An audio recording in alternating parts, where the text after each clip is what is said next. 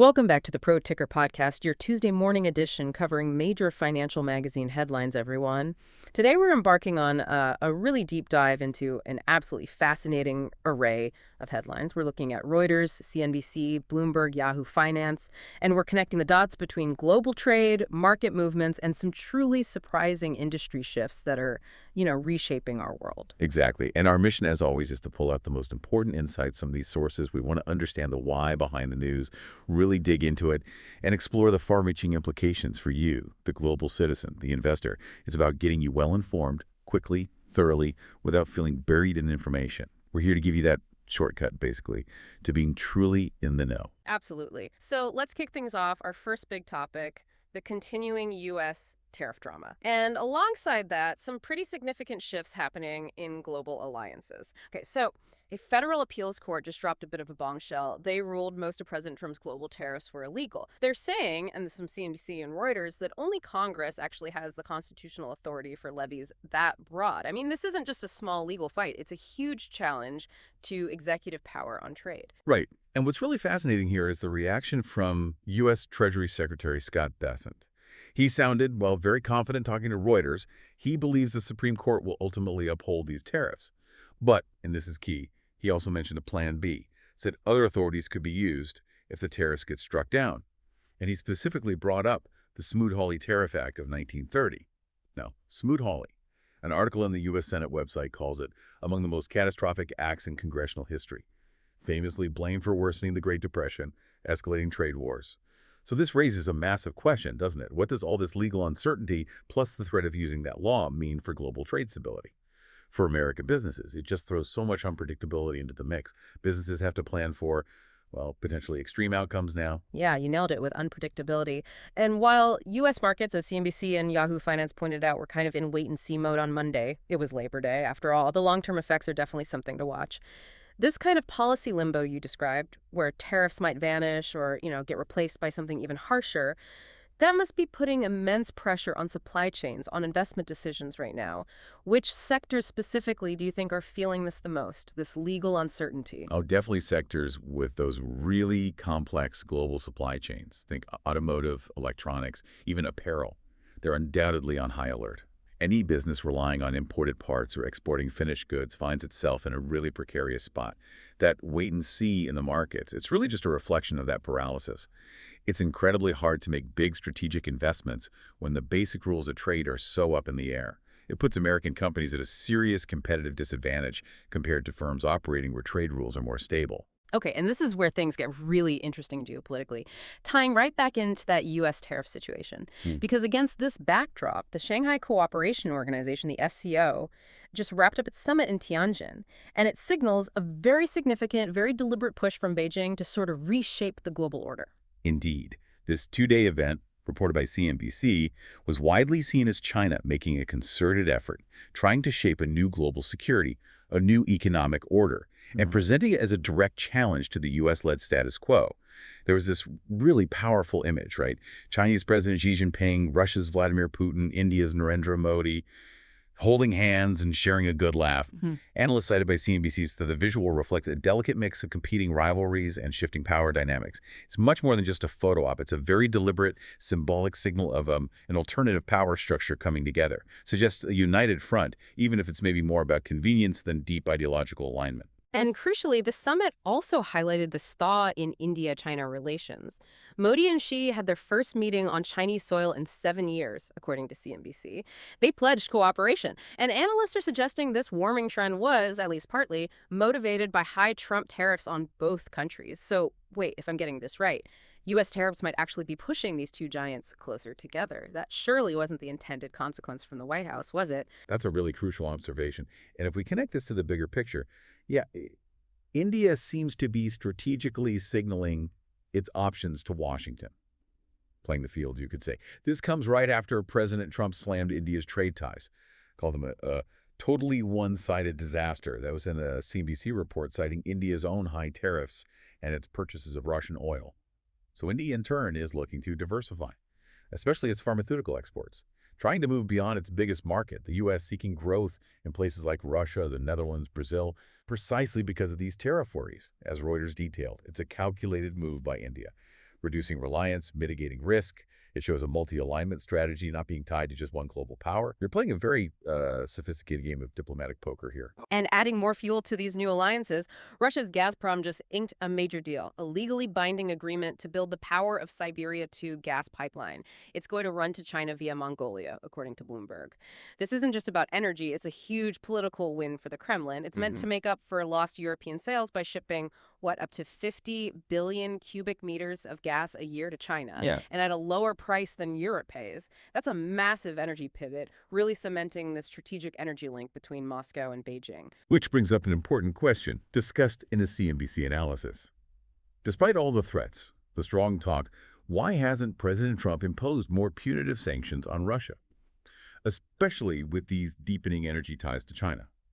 Well, analysts suggest it's a very strategic calculation, driven partly by a desire to be seen as a peace broker, maybe in Ukraine, but also, crucially, a deep concern about pushing Russia even further all in with China. And, well, the U.S. intelligence community is reportedly worried about Russia becoming, quote, a more formal subsidiary of China. And on what? Because that would give Beijing almost unlimited access to Russian energy, industrial materials, Arctic routes, advanced military tech. The fear in the U.S. is that pushing Russia too hard might just consolidate a really formidable Eurasian bloc. Wow. So it's a tightrope walk then. Trying to isolate Russia, but not inadvertently making the China-Russia partnership even stronger. It's like a geopolitical chessboard with incredibly high stakes. Every move has complex, often unintended consequences. Okay, let's shift gears now. Let's look at Europe and Asia and navigate some key economic currents. Inflation, bond yields, and the surprising rise of safe havens amid all this uncertainty. All right, starting with the Eurozone. New data gives us a good snapshot of its health. Eurozone inflation edged up slightly to 2.1% in August. Just a touch above the European Central Bank's 2% target. That's from CNBC and Bloomberg. But core inflation, unchanged at 2.3%. And, importantly, services inflation eased a bit. So this data really cements expectations that the ECB will keep its key interest rate at 2% in September. Economists widely predict no more rate cuts for the rest of the year. This subtle uptick, even with core inflation holding steady, it suggests the ECB is walking a very fine line, prioritizing stability over really aggressive growth stimulus. This could mean a longer period of tighter money than some might expect, which impacts capital flows into the Eurozone, potentially weighs on business investment. That's a strong point. So while the headline numbers look kind of stable, the underlying message is really one of cautious restraint, signaling that the era of super cheap money in Europe definitely over, with real consequences for how investment moves around. Absolutely. Yeah. Across the channel, the UK is facing its own quite distinct financial challenges. Bloomberg details this, and it's frankly a more concerning picture there. The British pound tumbled 0.9% against the dollar, and the yield on long-dated UK government bonds gilts, they call them, surged, highest level since 1998. These moves reflect growing worries about the UK's public finances. Chancellor Rachel Reeves is facing a huge $35 billion budget hole, and this situation is drawing comparisons to the market chaos under former PM Liz Truss. It signals an urgent need for big fiscal action, maybe unpopular tax hikes, spending cuts. The market is clearly showing it's deeply concerned about the UK's financial stability, its ability to handle its debt. Yeah, that surge in gilt yields, the pound dropping, Yeah. it paints a pretty stark picture. For the average person in Britain, or even for international investors looking at the UK, what are the real-world effects of a $35 billion budget hole? And the potential for these kinds of fiscal actions? Are we talking austerity measures coming? You are. It certainly points towards potential austerity. For citizens, that could mean cuts to public services, higher taxes, maybe both. For investors, it signals a lack of confidence in the UK's fiscal path. That could lead to capital leaving the country, higher borrowing costs for the government long term. The market's memory of that Truss mini-budget crisis, still very fresh, and these current moves suggest a fear of repeating those mistakes. It just highlights the huge challenge facing the next UK government, how to restore fiscal credibility. Right. Okay, now let's take a deep dive into Japan. Fascinating dynamics there. The market is experiencing this long-awaited reflation trade, according to Reuters, but there's a really unique twist here. Yeah, what's particularly striking, as Gregor Stewart-Hunter highlighted in Reuters, is the missing factor, the Japanese investor. It's strange. Foreign buyers have been in the driving seat, pushing Tokyo shares to record highs, coinciding with the yen strengthening. But meanwhile, these same foreign buyers, they've been major sellers of Japanese government debt, pushing 30-year bond yields to all-time peaks. The Bank of Japan's rate hike and bond sales this year definitely fueled an asset rotation, out of bonds into stocks, especially industrials. Yet, Japanese retail investors, Surprisingly, they pulled out something like $23 billion so far this year, although sentiment is reportedly positive again now, according to Bernstein analysts. But it raises a big question. Why are domestic investors, after decades of deflationary thinking, so reluctant to jump into a rally that's largely driven by outsiders? And what does this split mean for the sustainability of Japan's economic rebound? That is a critical question. It feels counterintuitive, doesn't it? Locals sitting on the sidelines while foreigners are pushing the market to records. Is it just deep-seated conservatism after years of stagnation? Or is there something else going on that's keeping Japanese money from fully embracing this reflation trade? Well, it's likely a mix of things. Decades of low inflation, stagnant wages. It's conditioned Japanese consumers and investors to prioritize saving over equities. There's a real deep-seated aversion to risk. Also, as Reuters notes, despite these big market moves, the yen stayed relatively stable. And that stability, according to Brad Setzer at the Council on Foreign Relations, is because of a lack of repatriation flows. Money isn't coming home from overseas investments. See, many Japanese institutional portfolios invested heavily in U.S. Treasuries before COVID. Now, because the Fed hiked rates so aggressively, those investments are underwater, worth less than they paid. So that situation is basically trapping Japanese capital overseas. It's not flowing back home to chase these gains in the local market. It's like a unique kind of liquidity trap. Domestic money just isn't re-entering the system, and that's a major hurdle for keeping this reflation going long-term. Wow, that's a really insightful explanation. So the lack of repatriation isn't just some technical point, it's a huge drag on domestic investment. Keeps that missing investor thing going. Precisely. And, amidst all of this global economic flux, this geopolitical tension, one asset class is really shining. And it signals something perhaps deeper than just market shifts. You're right. Gold just hit a record high, over $3,508 an ounce. That's more than a 30% gain this year, according to Bloomberg and Yahoo Finance. Silver surged too, up over 40% this year, breached $40 an ounce for the first time since 2011. This dramatic run-up in gold and silver. It feels like it's about more than just expected Fed rate cuts, doesn't it? It suggests maybe a profound growing anxiety about the long-term stability of the whole financial system, pushing investors into assets seen as, unshakable stores of value, reflecting maybe a deep lack of trust in traditional markets and fiat currencies. That's a fascinating take, and I think there's truth to it. It signals this pervasive sense of fragility, geopolitical fragility, macroeconomic uncertainty. When gold, an asset that pays no interest, becomes this attractive, it tells you investors are prioritizing capital preservation above absolutely everything else. They're bracing for shocks they can't predict, maybe escalating conflicts, sovereign debt crises, perhaps a loss of faith in central banks.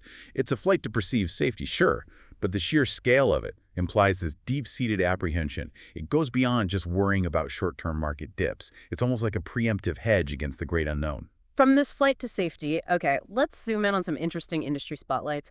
Glimpses of the future, maybe, starting with electric vehicles, specifically Tesla's global performance. Right, so Reuters reports Tesla's China-made EV sales actually dropped 4% year-over-year in August. They're working to refresh an aging lineup in what's become a hyper-competitive market over there. Then, on another front, Tesla launched in India mid-July. Orders. Only around 600 cars so far. That's short of their own expectations, according to Bloomberg News via Reuters. And it seems largely due to India's really high tariffs on imported EVs. This isn't just a Tesla issue, though. It really highlights the growing fragmentation of the global auto market. It's forcing even the big players like Tesla to rethink their entire product and tariff strategy region by region. It might lead to more localized R&D, manufacturing, maybe even different cars for different markets. That idea of one universal EV design, proving much harder to pull off than maybe people thought. That's a crucial point. So the dream of a single global EV strategy might be fading. These challenges could drive a fundamental shift in how car manufacturers approach everything, from design to supply chains. Exactly. Now, shifting to renewable energy, we're seeing some interesting moves, especially in offshore wind. In what's being called a significant show of confidence, the Norwegian oil giant Equinor pledged nearly $1 billion in fresh capital to support Denmark's Ørsted, the world's biggest offshore wind developer. CNBC reported this. And this backing comes even despite sustained political attacks from the Trump administration here in the U.S., including canceling $679 million in federal funding for offshore wind projects. RBC Capital Markets even suggested this Equinor move could be a first step towards maybe merging the two companies' offshore wind businesses down the line. Wow, that looks like a strategic chess move in green energy, right? Private money stepping up where political support might be cooling off. What does Equinor putting that kind of cash into Ørsted, despite the U.S. policy issues, tell us about the long-term view for green energy, especially offshore wind? Is it resilient to these political shifts? It's a really clear signal. It says the private sector sees the fundamental economics and the long-term demand for offshore wind as strong, regardless of short-term political noise in one market. The sheer scale of the global energy transition, plus technology making offshore wind cheaper. It means major players like Equinor are willing to double down. And that RBC merger idea, particularly telling. It hints at consolidation, creating even bigger, more resilient companies that can handle different regulations and scale up projects globally. It suggests the green energy transition has a momentum all its own, something that transcends specific political cycles. Okay. In healthcare, the intense race in the weight loss drug market keeps making headlines. The stakes here are just massive. Yeah, new trial data, released by Novo Nordisk and reported by CNBC, showed its drug Wegovy led to a 57% greater reduction in the risk of heart attack, stroke, or death compared to Eli Lilly's tirzepatide. That's a huge boost for Novo Nordisk. They've faced challenges like falling U.S. market share, White House tariffs. Now, okay, it comes from a real-world study, not the gold standard randomized controlled trial, but still, it highlights the aggressive innovation, the fierce competition in this booming sector, and the fact these drugs might impact heart health, not just weight. That dramatically expands their potential market, their clinical importance, raises big questions about long-term healthcare costs, access, globally. From those major medical developments, let's pivot. A couple of intriguing emerging trends. First, a sort of new frontier in finance, and then a surprisingly global leisure trend. Okay, finance first. Crypto.com and Underdog Sports are teaming up. They're offering sports prediction markets in 16 U.S. states, targeting areas where traditional sports betting isn't widespread yet. It's described as this modern chimera of financial trading and sports betting, where market movements, not bookies, set the odds. But the Commodities and Futures Trading Commission, the federal courts, they're still trying to figure out the complex legal and regulatory side of these markets. This blurring of lines between finance and fun creates huge opportunities, but also significant regulatory headaches as the law tries to catch up with the tech. So it's basically like a new kind of derivatives market, but for sports results. That is definitely a game changer. And yeah, the regulatory hurdles must be immense trying to classify and oversee it. Exactly. And then on a slightly lighter note, but maybe equally telling about global trends, did you know pickleball is seeing this absolutely skyrocketing surge in popularity in China? Online sales of pickleball paddles, related gear, up more than six-fold year over year. That's according to data from WPIC Marketing Plus Technologies, reported by CNBC. It seems this seemingly niche sport is becoming a true global phenomenon, highlights unexpected paths for consumer growth, cultural exchange. It's incredible, isn't it, how a sport like pickleball can suddenly grab so much global interest. From, suburban American courts to online shops in China, really shows how unpredictable consumer trends can be. Indeed. Now back to something more serious, real estate. In China, the whole Evergrande saga just keeps dragging on, Reuters reports. Liquidators are now applying for receivers, trying to identify and preserve the worldwide assets of the founder, Hu Kaiyan. He's been detained, apparently refused to disclose his properties. Creditor claims total $45 billion. This massive collapse, expected to take a decade to resolve, with very low recovery rates predicted. This long, drawn-out process isn't just about Evergrande itself. It signals the long-term impacts of these defaults on China's wider financial stability and on the global view of its property sector. It's a stark reminder of how deeply tangled these failures are with the country's overall economic health. A decade to sort out low recovery rates. That is a truly sobering thought. What kind of ripple effects could this ongoing saga have, not just inside China, but on global confidence in emerging markets generally? Oh, it definitely puts a damper on global investor confidence, especially for anyone looking at China's real estate or financial markets. It highlights systemic risks, transparency issues, and the potential for this slow, painful deleveraging process that could hold back China's growth for years. The ripples could even hit global commodity markets like iron ore if China's construction stays depressed for a long time. And closer to home, U.S. Treasury Secretary Scott Bessent indicated, according to Bloomberg, that the Trump administration might declare a national housing emergency this fall, making housing affordability a key issue for the upcoming midterm elections. Potential actions mentioned include standardizing local building codes, decreasing closing costs. This issue is clearly moving front and center in policy talks. Signals potential for significant federal intervention in local housing markets. That could be a massive shift. How might federal efforts to, say, standardize local building codes or cut closing costs actually impact the average homeowner or someone trying to buy? Could this genuinely help with affordability, or are these maybe more symbolic moves ahead of an election? Well, the intent is certainly to help affordability, and declaring a national housing emergency would unlock significant federal resources and powers. Standardizing building codes that could streamline construction, maybe lower costs, speed up housing development, that would be a net positive for supply. Hmm. Cutting closing costs directly puts more cash in buyers' hands. However, its effectiveness really hinges on political will and getting cooperation from local authorities. They traditionally guard their control over building rules pretty closely. So while, yes, there's definitely an electoral angle, the underlying problem of housing affordability is very real, very pressing. So any federal push could genuinely make a difference if it's executed effectively and, sustainably. What a journey through today's global financial landscape. Wow, from that intricate dance of tariffs and shifting alliances to the fascinating details of market reactions, industry breakthroughs.